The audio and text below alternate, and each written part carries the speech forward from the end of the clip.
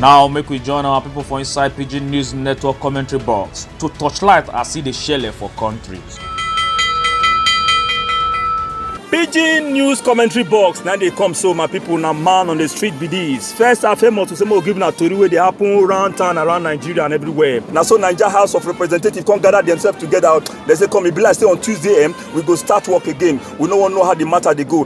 Enough finish for there the matter comes strong as all those microfinance bank people don't begin to follow people house to house where they hold their money. Say I beg make una come give us our money because our business don't they take belle the rub ground. My people as the march they go, they see how the march go take win for the matter. So that bishop will go protest for China embassy. Police who arrest him right now. We hear say they don't release the man. Make he go house, go free himself. 6 of our players for Kanu will be professors them say they don't die within 3 days. The matter shock us. So as we consider the liceman just raise flag up. That liceman wey name na quarantine. He just raise flag up. What did they happen? He say police for Lagos don't arrest 624 people where go nightclub and some are shower them where they break the law of the lockdown for Lagos State. Now because of this, as the march they go on, then Governor El-Rufai of Kaduna State say from today he don't increase the lockdown for Kaduna to more 30 days. It can't be like say the matter no come favor Unilag as Unilag Medical Center say they no go work again because the goals where Corona score it done too much. Now because of this, now Osun State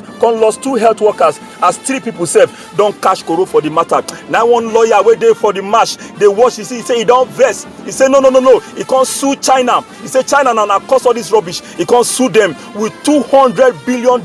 He say when I go pay for this yawa what una cost. My people as the ball go throw in, now Kano State governor call open mouth, all of them open mouth as they quiet since they say make we talk through. He said the way people they die for Kano, he said no be Koro kill them. Say now another thing else they kill them. Because of this, where they hear now they organ them for what say whether they do WAEC, they can't talk say we no care, we no go suspend WAEC for May June. Say WAEC must continue. The matter no finish for there. As they hear the matter, now the governor of Abia say just come and don't talk say to win this match successfully. He said from today he no want see anybody for outside for that Abia State from morning till night. Make everybody dey inside house. Europe come match break for their lockdown matter as people don't destroy small. My people, this now Pidgin News commentary box. Now man on the street be this.